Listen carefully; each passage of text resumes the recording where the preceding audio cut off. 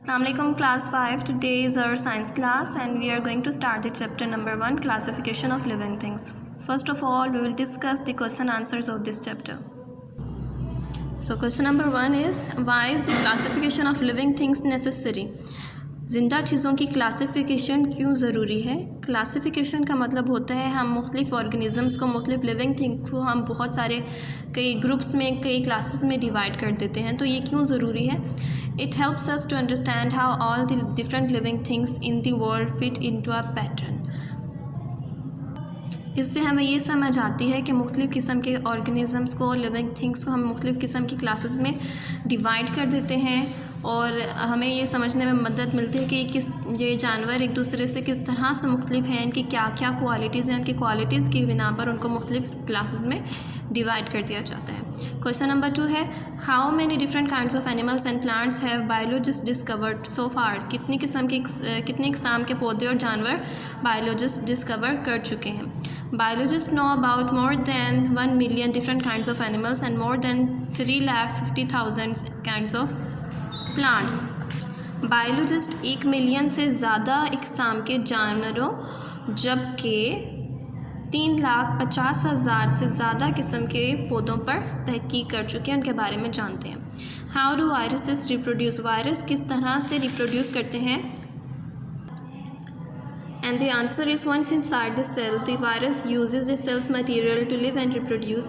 It can make hundreds of copies of itself.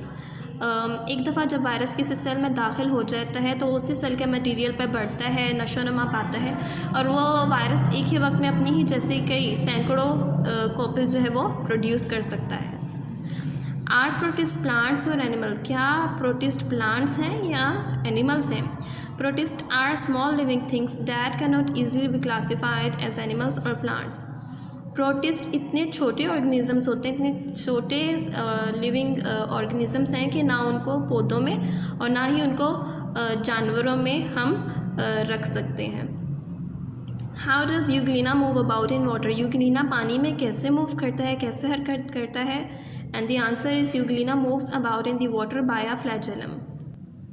अब basically flagellum एक Euglena के ऊपर एक बाल की तरह का एक उसके ऊपर स्ट्रक्चर होता है, उस स्ट्रक्चर की मदद से वो आगे की तरफ मूव करता है.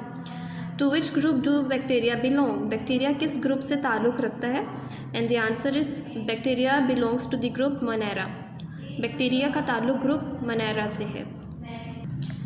नेक्स्ट क्वेश्चन है, what are the 4 main groups of plants? Plants के 4 मेन ग्रुप्स के नाम बताने हैं. Number 1, algae and fungi. Number 2, mosses and liverworts. Number 3, ferns, club mosses and horsetails. Number 4, seed-bearing plants. Next question is, what are fungi made up of?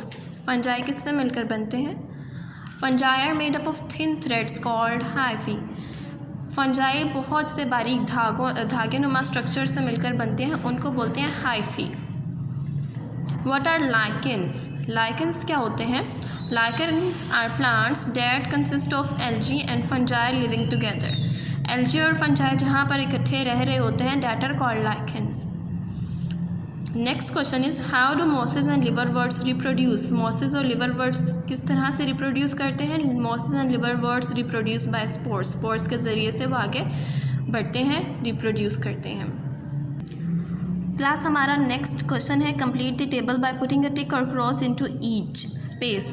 हमने इस table को complete करना है. इनकी करैक्टरिस्टिक्स को मद्देनज़र रखते हुए हम इनको फिलअप करेंगे.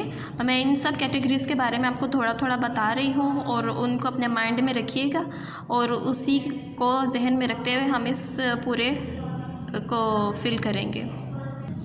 ओके, हमारी पहली कैटेगरी है फ़िश. फ़िश में क्या उनकी करैक्टरिस्टिक्स होती हैं? फ़िश जो है वो गिल्स के ज़रिए से सांस लेती हैं और फिन्स होते हैं उनमें जिनके ज़रिए से वो पानी में मूव करती हैं, तैरती हैं. इसके अलावा वो वर्टिब्रेट्स हैं, यानी उनकी बैकबोन होती है. वो फिश जो है वो अंडे देती है.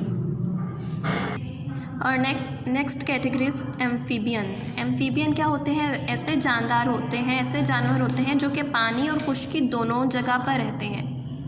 सांस लेने के लिए गिल्स का इस्तेमाल करते हैं, लेकिन जैसे जैसे ये इनकी एज ज़्यादा होती जाती है तो गिल्स की जगह ये लंग्स के ज़रिए से सांस लेने लगते हैं। और इनकी बॉडी जो है वो बहुत ज़्यादा सॉफ्ट होती है क्योंकि इनकी बॉडी में कोई शेल मौजूद नहीं होता। और next category is reptile. Reptiles में lizard, snake, crocodiles, alligators etcetera ये तमाम जानवर आ जाते हैं। इनकी स्किन बहुत ड्राई होती है, स्किली स्किन होती है और ये लंग्स के ज़रिए से सांस लेते हैं। इसके अलावा इनके ऊपर बॉडी के ऊपर लेदरी शेल्स भी मौजूद होते हैं और इसके अलावा ये अंडे देते हैं। बर्ड्स उड़ने के लिए परों का इस्तेमाल करते हैं, अंडे देते हैं और इसके अलावा ये लंग्स के ज़रिए से सांस लेते हैं। मैमल में तमाम वो जानवर आते हैं जिनके जिस्म के ऊपर बाल या फर मौजूद होती है, बच्चे पैदा करते हैं और अपने बच्चों को फीड कराते हैं। इसमें तमाम cats, dogs, got, horses, monkeys, even के इंसान भी जो है वो मैमल की कैटेगरी में शामिल है। तो अब हम इस टेबल को फिलअप करना शुरू करते हैं। तो सबसे पहले बैकबोन किन किन जानवरों की होती है, किन किन कैटेगरीज़ में बैकबोन होगी। फ़िश में, एम्फीबियन, रेप्टाइल में बैकबोन नहीं होती, बर्ड्स और मैमल्स में होती है। इसके बाद आ जाते हैं फिन्स सिर्फ़ और सिर्फ फ़िश में मौजूद होते हैं जिसके ज़रिए से वो पानी में तैरते हैं। फ़िश को पानी में तैरने में मदद देते हैं। इसके अलावा किसी और में फिन्स मौजूद नहीं होते। स्केल्स किस की बॉडी पर मौजूद होते हैं। फ़िश के ऊपर स्केल्स मौजूद होते हैं और रेप्टाइल्स के ऊपर स्केल्स मौजूद होते हैं। इसके अलावा किसी और कैटेगरी में स्केल्स मौजूद नहीं है। ले एग्स, अंडे देने की खुसूसियत फ़िश में, एम्फीबियन में, रेप्टाइल में और बर्ड्स में सब में मौजूद होती है सिवाय मैमल्स के। मैमल्स बच्चे पैदा करते हैं, हैज़ लाइव बेबीज़, और ये किसी और कैटेगरी में खुसूसियत मौजूद नहीं है सिवाय मैमल्स के। मैमल्स जो हैं वो दे प्रोड्यूस बेबीज़। और नेक्स्ट फीचर इज़ हेयर किन किन कैटेगरीज में मौजूद होते हैं।